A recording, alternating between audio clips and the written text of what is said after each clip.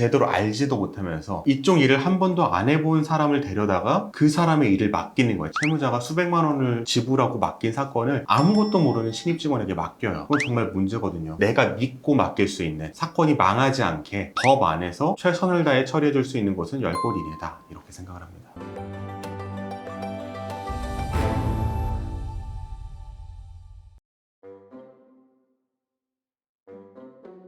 대인들 상담을 하다 보면은 네, 다른 데서 이렇게 상담을 하거나 사건을 진행하다가 오시는 분들도 많이 있잖아요. 많이 있죠. 우리 댓글에도 그런 분들이 많이 있어요. 요즘 좀 더 늘어났나요, 그런 분들이? 아무래도 유튜브에 파급력이 많다 보니까 그냥 편하게 질문들을 하시는 것 같아요. 저는 편하지 않은데 저는 왜냐하면 다른 변호사가 하던 일에 대해서 의견을 주는 거는 불편하죠. 제가 그걸 다 아는 것도 아니고 질문을 토대로만 최대한 간략하게 답변을 드리긴 하는데 많은 분들이 그래도 질문을 해주세요. 그럼 변호사님은 어디다가 말은 못하겠지만 거기 사무실은 진짜 못한다 이런 생각도 있으시겠네요. 예, 그런 데 있어요. 우리나라 사무실 중에 제 생각에는 10개 이내만 제대로 하고 있는 것 같아요. 개인회생. 네, 잘 선택을 해야 돼요. 왜 10개 이내냐? 첫째로 오랫동안 유지되는 사무실이 많지가 않아요. 왜 안 되냐? 사무장이 바뀌어요. 사무장이 직원을 다 데리고 있는데 변호사랑 뭐 이해관계가 틀어져서 다른 사무실로 가게 되고 다른 변호사를 찾으면 밑에 직원들을 다 데려갑니다. 그러면은 그 사무실 이름이 바뀌어 버리는 거예요. 변호사가 바뀌니까요. 이런 경우도 있고요. 또 한 경우는 사무장이 사고를 치면은 그 변호사는 더 이상 개인의 생리를 할 수가 없거든요. 그래서 그 변호사는 더 이상 개인의 생리를 안 하게 됩니다. 사무실은 유지하지만 개인의 생 파트는 없어지는 경우가 있어요. 여기서 사고라고 하는 거는 사건을 잘못 처리하는 거죠. 내가 보정서를 내야 되는데 몇 년 동안 보정서를 안 내서 사건이 진행이 안 되는 경우도 극단적이지만 있습니다. 내가 사건을 맡겼는데 법원의 지연으로 인해 그런 게 아니고 사무실에서 무엇인가를 제출하지 않아서 지연되고 또 기각되는 경우도 있어요. 이런 경우에는 하나의 사고가 되고요. 또 하나는 브로커를 통해서 불법적으로 영업을 하는 경우가 있어요. 이게 요새 개인회생에 관심이 많아지면서 좀 흔한데요. 사실 변호사들은 광고를 잘 못해요. 이쪽 전문가도 아니고. 그런데 마케팅 전문가들이 마치 보험 영업이나 아니면은 대출 영업을 하듯이 인터넷에 화려하게 광고를 해놓습니다. 마치 법무법인인 것처럼 굉장히 화려하게 광고를 해놓고 거기에 연락처를 남기게 해놔요. 뭐 저희 법률사무소 가는 거랑 비슷합니다. 연락처를 남기면은 그 연락처를 그 법무법인에 판매를 합니다. 꽤나 비싸요. 한 건에 5만 원에서 10만 원씩 이렇게 해요. 그거를 판매를 하고 이제 이 법무법인은 마치 자기가 수집한 것처럼 전화를 해서 상담을 제시를 하는데 이게 불법이에요. 고객의 개인정보를 판매하는 거는 불법입니다. 법무법인 자체 내에서 하는 것은 법적으로 가능하지만 외부의 업체가 광고를 해서 수집해서 판매하는 거는 분명히 불법인데 의뢰인으로서는 이걸 알기가 어렵죠. 그렇지만 때때로 이런 사람들이 법의 처벌을 받아서 사무실이 없어지는 경우가 있어요. 또 하나는 대출 알선 수수료를 받는 경우예요. 법무법인이 대출을 알선해주면서 그 수수료를 받아요. 그렇게 되면은 그건 역시 불법입니다. 반대로 대출 업체가 법무법인에게 우리한테 이런 대출문이 들어왔는데 이거 내용 듣고 보니까 대출보다는 개인회생을 해야 될 것 같습니다 하면서 그 개인정보를 또 판매를 합니다. 이것도 불법이에요. 이런 불법들을 저지른 사람들이 상당수는 내부 고발로 인해서 어느 순간 처벌을 받고 처벌 이후에 사무실이 없어지게 되죠. 이런 여러 가지 이유로 인해서 오래 영업하는 사무실이 많지가 않아요. 특히 대대적으로 광고를 하는 곳은 더 일찍 없어지는 경우가 많습니다. 그렇게 하다 보면은 한 3년 이상 이 일을 하고 있고 규모가 어느 정도 되는 법무법인, 법무사 사무실, 변호사 사무실은 10개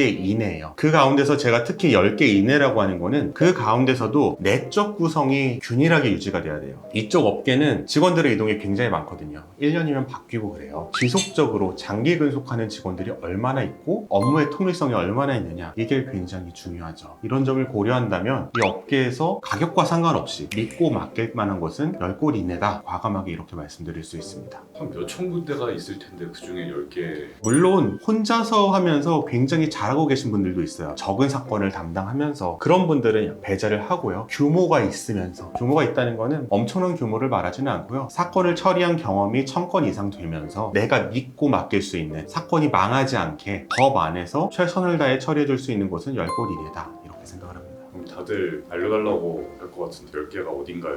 저는 모르죠. 이 말은 반대로 엉망으로 하는 곳이 굉장히 많다. 제대로 알지도 못하면서 이쪽 일을 한 번도 안 해본 사람을 데려다가 그 사람의 일을 맡기는 거예요. 채무자가 수백만 원을 지불하고 맡긴 사건을 아무것도 모르는 신입 직원에게 맡겨요. 그건 정말 문제거든요. 우리가 치과를 갔는데 거기에 치위생사가 아니라 그냥 알바로 온 사람이 내 이빨을 스케일링 한다면 얼마나 무서워요. 이 개인의 사건도 마찬가지인데 이거를 볼 수가 없으니까 의뢰인 입장에서는 참 답답하죠. 영상 끝까지 시청해주시고 구독과 좋아요, 알림 설정, 댓글 부탁드립니다. 댓글 남겨주신 분께 추첨을 통해서 이 책을 보내드리고 있으니 자세한 참여 방법은 고정 댓글을 참고해주세요.